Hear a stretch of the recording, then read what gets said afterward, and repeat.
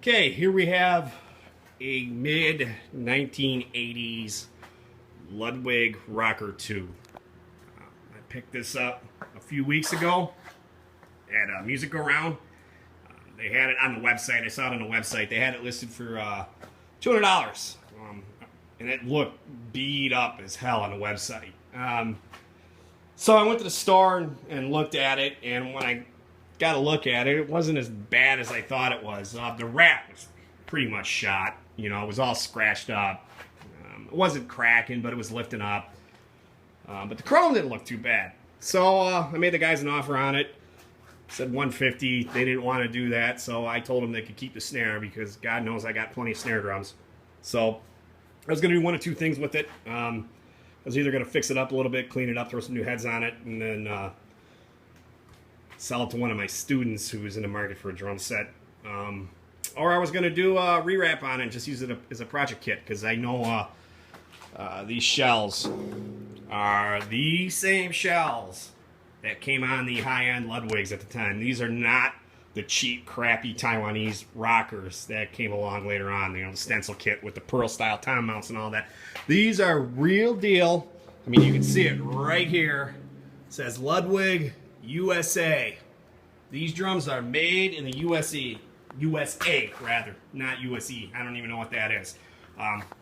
These are high quality drums. What they probably were most likely was factory seconds, because I don't know if you can see in the hole there through the porthole. It's got that brown speckle. Well, actually, if you look like this, you can see it through the bottom of the resonant head. It's got that brown speckle in it. The theory is that when the shells would come out of the molds, and if they had imperfections in them, like knots or whatever, they would just spray that Lud coat finish, or I think they call it Lud coat, on the interior of the drum, put a cheaper wrap on it, throw cheaper hardware on it, and call it a rocker. Leading to the hardware, these have the standard style lugs. In the 1986 Ludwig catalog, it says that even though the picture has standard lugs on the kit, they said they had new lugs for '86. So I don't know if they went to a smaller style classic lug for the Rocker II. So I'm guessing this predates. I got a booger on the wrap or something here. I don't know what that is. This predates '86, so I'm guessing maybe '84, '85. I actually don't know. I don't know a lot about rockers. I just know what I've read on Vintage Drum Forum and what I've seen online. The wrap itself, I got the wrap from Jam & Sam. It's the Jam & Sam Green Sparkle. It looks fantastic. I mean, the price on it, you can't go wrong on the price. I mean, it's $140 for the wrap for this size kit, which is, let me get to the kit. The kick drum is a 14 by 22 8 lug. This kit actually had all the hardware with it. All resonant heads still on. You know, if you get most kids back then, first thing they do is pull the bottom heads off because it didn't sound like the Quiet Riot record or whatever was hot at the time. So it's got 8 lugs. It had all the original T handles on it, which I was very pleased about. And if you look, you don't know if you can see right there, Ludwig Rocker, heavy clear, baby. Still had the original resonant head on it. In fact, I think I know the bass drum had the original head on it. I got it sitting over here.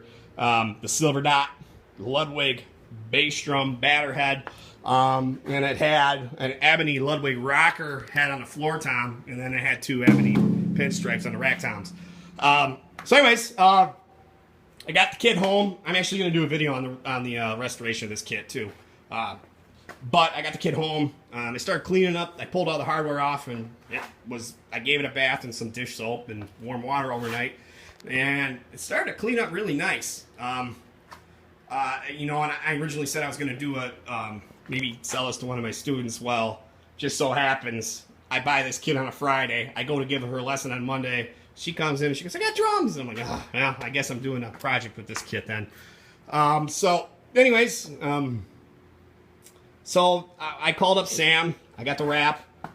He is big on selling the high bond tape.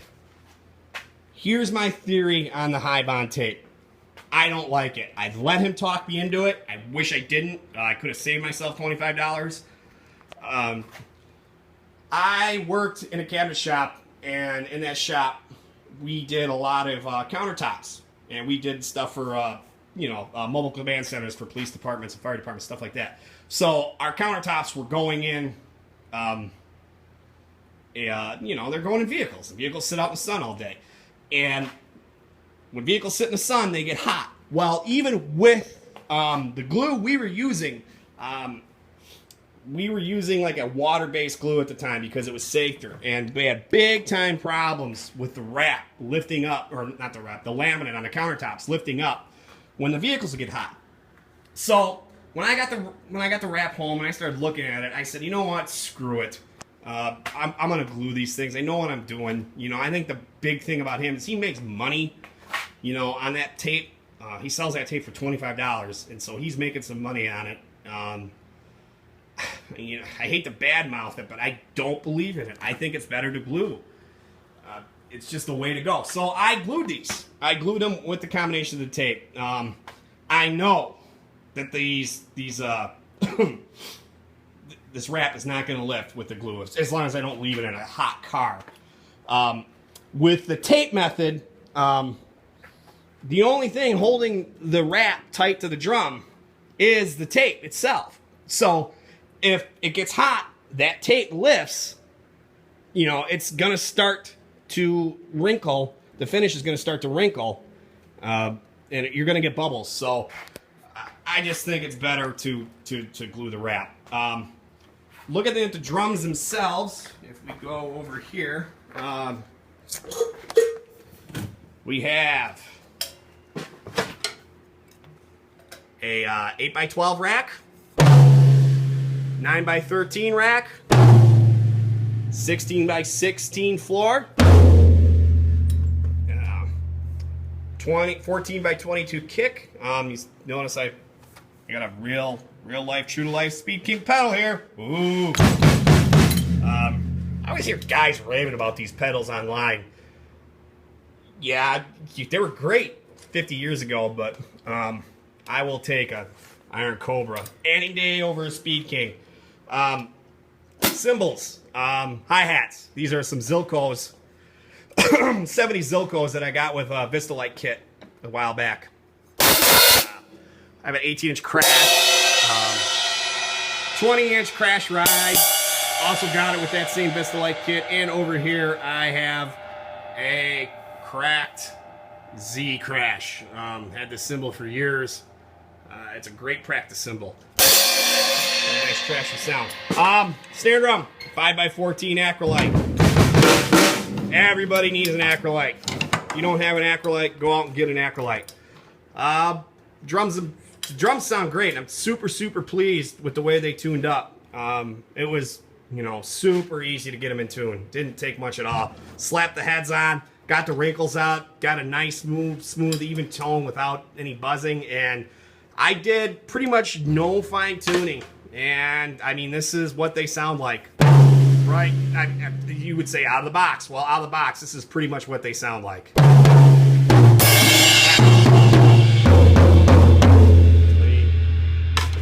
Clear, fairly round tone with some good punch. I think the lead coat eats up a little bit of the brightness, so they're a little more thuddy. I want to say, I guess is the word I'm looking for, than what a clear interior drum might be. But overall, man, for the money you spend on one of these kits, they are worth every penny. In my opinion, I'm also big on the Rogers Big Art kits. I think they're an overlooked drum in the collecting world. I have a feeling that someday the Rockers are going to kind of hold a place along the standards. It's just great drums to get into the collecting market with. So I'll play the kit a little bit so you can hear what it sounds like. So now that the camera's not right up against the drums, and I'm sure it's distorted like crazy in that first part of the video, give you a chance to hear what the drums sound like. Here's the kick drum, 14x22 Evans G2 coated white hat. running minimal muffling. I got some little styrofoam in there and just a little piece of, actually I just got a t-shirt right now pressed up against the front head, or the batter head rather. Like I said earlier, I got some felt strips and a logo head and a kick port coming. When I put that in, this head will sound much better. The acrylite. Everybody knows what an acrylite is. The Remo Coated Emperor batter head on it.